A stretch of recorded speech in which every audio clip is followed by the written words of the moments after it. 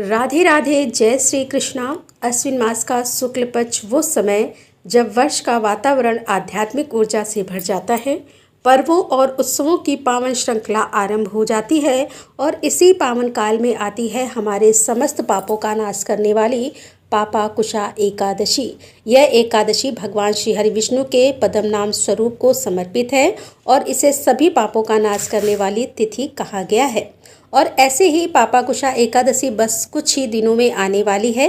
तो चलिए आज के इस वीडियो में जानते हैं कि इस बार पापाकुशा एकादशी कौन से दिन आ रही है, इस दिन के शुभ मुहूर्त कौन से हैं और अगले दिन इस व्रत का पारण करने का समय क्या रहेगा। आइए आज की पापाकुशा एकादशी कब है, विशेष वीडियो आरंभ करते हैं। अश्विनी मास के शुक्ल पक्ष में आने वाली एकादशी तिथि, जिसे पापाकुशा या पाशाकुशा एकादशी कहते हैं, वह इस बार आ रही है 3 अक्टूबर 2025 शुक्रवार के दिन। इस एकादशी व्रत का पारण करने का समय रहेगा अगले दिन यानी 4 अक्टूबर 2025 शनिवार के दिन और सुबह 6:22 से लेकर 10:17 के बीच में एकादशी तिथि आरंभ हो रही है 2 अक्टूबर 2025 रात में 7:10 पर और यह एकादशी पूर्ण हो जाएगी 3 अक्टूबर 2025 को शाम 6:32 पर। तो इसीलिए उदया तिथि के अनुसार हम इस पापाकुशा एकादशी का पालन करेंगे 3 अक्टूबर 2025 दिन शुक्रवार को। इस दिन ब्रह्म मुहूर्त का समय रहेगा सुबह 4:38 से लेकर 5:26 के बीच में और सूर्योदय होगा सुबह 6:15 पर। सूर्यास्त का समय रहेगा शाम को 6:05 पर। प्रातःकाल में भगवान विष्णु की पूजा अर्चना करने का समय रहेगा सुबह 5:02 से लेकर 6:15 के बीच में। संध्या काल में भगवान श्री विष्णु की पूजा अर्चना कीर्तन दीपक प्रज्वलित करने का और दीपदान करने का समय रहेगा शाम 6:05 से लेकर 7:18 के बीच में। अब देखिए इस बार की पापाकुशा एकादशी में सर्वार्थ सिद्ध योग और रवि योग भी बन रहा है और ये दोनों योग अत्यंत पुण्यशाली और मंगलमय बताए हैं। सर्वार्थ सिद्ध योग आरंभ हो जाएगा सुबह 6:15 से और पूरा होगा सुबह 9:34 पर और रवि योग भी इसी समय के दौरान लगेगा। इस दिन राहु काल का समय रहेगा सुबह 10:41 से लेकर 12:10 के बीच में। पापाकुशा एकादशी का स्थान हमारे शास्त्रों में अत्यंत गौरवपूर्ण है। पद्म पुराण में भगवान श्री कृष्ण स्वयं युधिष्ठिर महाराज से कहते हैं कि हे युधिष्ठिर महाराज, जो भक्त श्रद्धा से पापाकुशा एकादशी का व्रत करता है वह सभी पापों से मुक्त होकर अंत में भगवान विष्णु के धाम को प्राप्त करता है। इस एकादशी का नाम अपने आप में ही अर्थपूर्ण है। पाप यानी कि हम जो कुछ भी बुरे कर्म या पाप कर्म करते हैं और वह अंकुशा यानी कि उस पर नियंत्रण या रोक यानी कि वह दिव्य तिथि है जो हमारे जीवन के पापों पर अंकुश लगाने की शक्ति रखती है। शास्त्रों के अनुसार इस एकादशी का पालन पूर्वजों के उद्धार के लिए भी किया जाता है। इस दिन प्रातः काल में स्नान करके दान देने से और इस एकादशी का व्रत पूर्ण श्रद्धा और भक्तिभाव से सफल करने से मनुष्य को अच्छे फल की प्राप्ति होती है और भगवान श्री विष्णु अत्यंत प्रसन्न होते हैं। चलिए अब देखते हैं कि इस पापाकुशा एकादशी व्रत का पारण करने की विधि क्या रहेगी।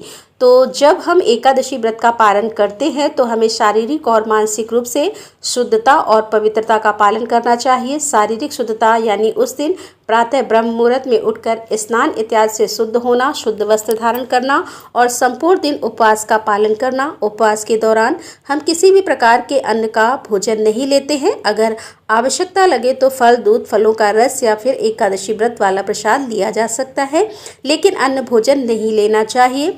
मानसिक शुद्धता का अर्थ है प्रातःकाल में भगवान की मंगला आरती करना अथवा उसका दर्शन करना और फिर तुलसी देवी की पूजा करना, उनके समक्ष बैठकर हरे कृष्ण महामंत्र का जप करना यानी हरे कृष्ण कृष्ण कृष्ण हरे हरे, हरे राम राम राम हरे हरे। इस महामंत्र की अधिक से अधिक माला का ध्यान पूर्वक जप करना। संपूर्ण दिन में भी आप यह माला का जप कर सकते हैं। भगवान की कथा का श्रवण करना और भगवत गीता, श्रीमद् भागवत का जैसे ग्रंथों का अध्ययन करना।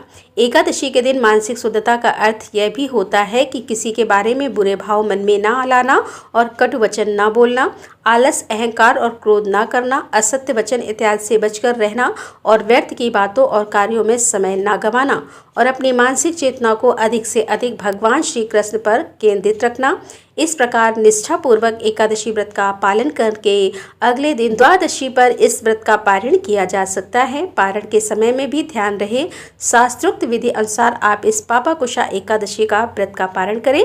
अब कई भक्तों का एकादशी के अगले दिन द्वादशी पर प्रदोष का भी व्रत होता है, क्योंकि कई बार त्रयोदशी तिथि द्वादशी में सम्मिलित हो जाती है। ऐसे समय में एकादशी के अगले दिन ही त्रयोदशी पर प्रदोष का व्रत आ जाता है और ऐसा ही प्रदोष का व्रत यानी शनि प्रदोष व्रत इस बार भी पापाकुशा एकादशी के अगले दिन आ रहा है।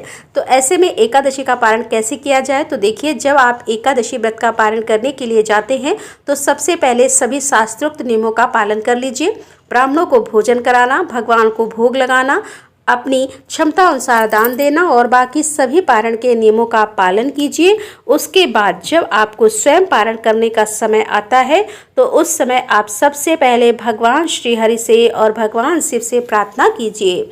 इस एकादशी व्रत का पारण करने के लिए आप इस अन्न के एक दाने का स्वीकार कर रहे हैं और उसके बाद आप अपना शनि प्रदोष व्रत यथावत चालू रखेंगे। इस प्रकार प्रार्थना करने के बाद भगवान शिव से उनके आशीर्वाद की याचना करने के बाद आप चावल का एक दाना जो कि भगवान को अर्पित किया गया है उसी को स्वीकार करके अपना एकादशी व्रत पारण कर सकते हैं।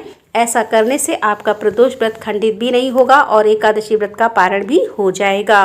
और यह शास्त्रों में बताई गई विधि है और उसका प्रमाण है अम्बरीश महाराज की कथा।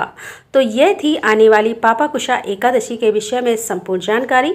आशा है यह जानकारी आपको उपयोगी लगी होगी। अगर ऐसा है तो इस वीडियो को लाइक कीजिए और अधिक से अधिक लोगों को शेयर कीजिए ताकि उन्हें भी पता चल सके कि इस बार पापाकुशा एकादशी कौन से दिन आ रही है और इसके शुभ मुहूर्त कौन से हैं। आइए आने वाली इस पापाकुशा एकादशी का पूर्ण श्रद्धा और नियम पूर्वक पालन करने का प्रयास करते हैं और परम भगवान श्री विष्णु से उनकी विशेष कृपा याचना करते हैं। राधे राधे, जय श्री कृष्णा।